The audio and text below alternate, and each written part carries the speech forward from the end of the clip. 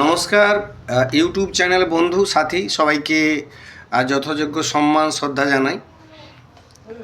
যেটা নিয়ে ভিডিও করতে চলে এলাম সেটা হচ্ছে বিষয় বর্তমান যে আপেক্ষিক বিষয় চোখের সামনে উদ্ভাসিত একটা বারুদের স্তূপের উপরে দাঁড়িয়ে কিন্তু পশ্চিমবাংলার রাজনৈতিক বাতাবরণ তৈরি হচ্ছে মূলত আগামী 26-এ বিধানসভা নির্বাচনকে লক্ষ্য রেখে। তা আমি যে কথা বলতে চাই আমার ভিডিওর মধ্য দিয়ে, রাজনৈতিক মেরুকরণে ধর্ম আজকে নতুন কিছু বিষয় নয়। শক, হুন, পাঠান, মোঘল থেকে শুরু করে ইংরেজ থেকে শুরু করে প্রত্যেকেই কিন্তু একটা লুণ্ঠন রাজ কায়েম করা, পরবর্তী ক্ষেত্রে আমাদের ভারতীয় কিছু দালাল চাই তাদের নিজেদের স্বার্থ কায়েমের জন্য তাদের সঙ্গে মিলেমিশে এতগুলো বছর ধরে, কেউ প্রায় 200 বছর তথা ইংরেজে প্রায় 200 বছর, সুলতানিরা প্রায় 250 বছর, মুসলমানরা প্রায় অর্থাৎ মোগলরা প্রায় 350 বছর, তার আগে আরও। কিন্তু আমি যে কথা বলতে চাই, ভারতীয় রাজনীতি ক্ষেত্রে ধর্মটা আজ নতুন করে নয়।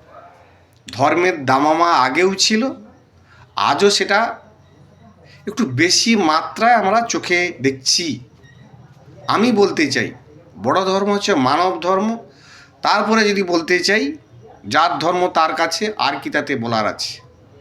অর্থাৎ প্রথম তো আমরা পৃথিবীতে জন্মগ্রহণ করেছি কোনো এক মায়ের কোলে মানুষ হিসেবে।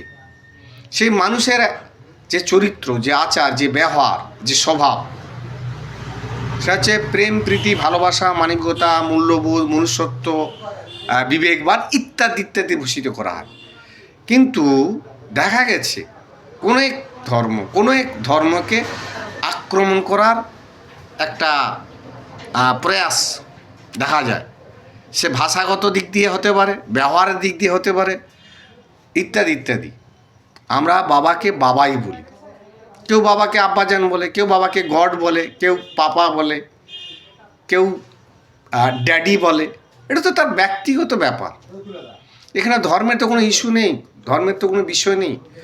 কিন্তু প্রত্যেকটা যখন ধর্মীয় আক্রমণের ক্ষেত্রে তাদের ব্যক্তিগত স্বার্থকে লক্ষ্য রেখে বিধর্মীকে আক্রমণ করে, এই জায়গাগুলো আমি বলবো আক্রমণ নয়। প্রত্যেকের ধর্মের মধ্যে যে যার যদি সীমাবদ্ধতা রেখে তার ধর্মীয় পালন করে তাহলে কোনো সমস্যা নেই, কোনো অসুবিধা নেই। ভারতবর্ষ ধর্মনিরপেক্ষ, ভারতবর্ষ একটা পবিত্র দেশ, যে দেশে সমস্ত ধর্মের মানুষ কিন্তু বসবাস করে এবং ধর্মনিরপেক্ষ রাষ্ট্র। কিন্তু সেই রাষ্ট্রের জন্ম কারা দিয়েছিল সেই ইতিহাস যদি আমরা দেখি, ভারতবর্ষের নদী নালা সমুদ্র থেকে শুরু করে সমস্ত কিন্তু হিন্দুত্বের একটা সেখানে প্রকাশ আছে। আর ভারতবর্ষে যে ষোড়শ মহাচরণ পদ, সাম্রাজ্য শক্তিশালী, সাম্রাজ্য প্রতিষ্ঠা সেই মগধকে কেন্দ্র করে মৌর্যরাই করেছিল। পরে গুপ্ত, পাল, সেন ইত্যাদিগুলো এসেছে। তো যেটা নিয়ে কথা, মুর্শিদাবাদ, ভরতপুর, সেই ভরত, রাম লক্ষ্মণ ভরত রামায়ণের চরিত্রে সেই হুমায়ুন কবিরকে নিয়ে আমি কিছু কথা নিবেদন করতে চাই। এর আগে অনেক কথা বললাম। হুমায়ুন কবির একটা ধর্মীয় উন্মাদনার বাজনা বাজাবার চেষ্টা করছে, বাবরি মসজিদকে সামনে রেখে শিলান্যাস ইত্যাদি ইত্যাদি। বাবরি নামটা দেওয়ার মানেটা কি, উদ্দেশ্যটা কি? এখানেও কিন্তু একটা রন্ধে একটা রাজনৈতিক গন্ধ লুকিয়ে আছে। হুমায়ুন কবিরকে আমার যেটা মনে হয় কেউ বা কারা ঢাল হিসাবে ব্যবহার করছে। অবশ্য বরাবর হুমায়ুন কবির বর্তমান এমএলএ, পশ্চিমবাংলা বিধানসভার একজন সদস্য, দায়িত্বপ্রাপ্ত রাজনীতি লিডার ইত্যাদি ইত্যাদি। কখন তাকে শোকজ করছে, কখন আবার নেবে, কখন কি বলছে সে তার ব্যাপার। কিন্তু তাকে তো কেউ নেই, কেউ পেছন থেকে তাকে এই স্পর্ধা, এই উস্কানিমূলক মন্তব্য, আমি একদমই নিশ্চিত পেছনে কেউ বা কারা আছে। আমার এই ইউটিউব চ্যানেলের মধ্য দিয়ে সেই বন্ধুদের বলবো, রাজনীতি জায়গায় রাজনীতি হোক, ধর্মীয় উন্মাদনা না বাজানোই ভালো। কারণ ধর্মযুদ্ধ একমাত্র ইতিহাসের পাঠ্য সিলেবাসে ছিল। ক্রুসেড প্রায় 200 বছর ধরে চলেছিল একটা গির্জার চাবিকে কেন্দ্র করে। সেই ইতিহাস অনেক সময়ের বলা।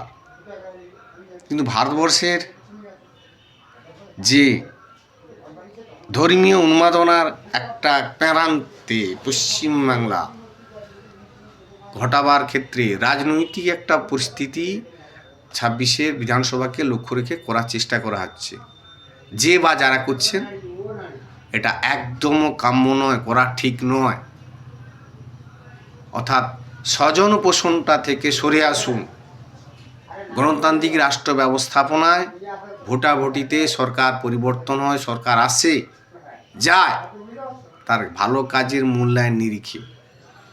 আমরা দেখলাম সাম্প্রতিক এসআইআর নিয়ে বর্তমান রাজ্য সরকার যা যা বলেছিল সেগুলো পরে পরে সব ভুল ভ্রান্তি।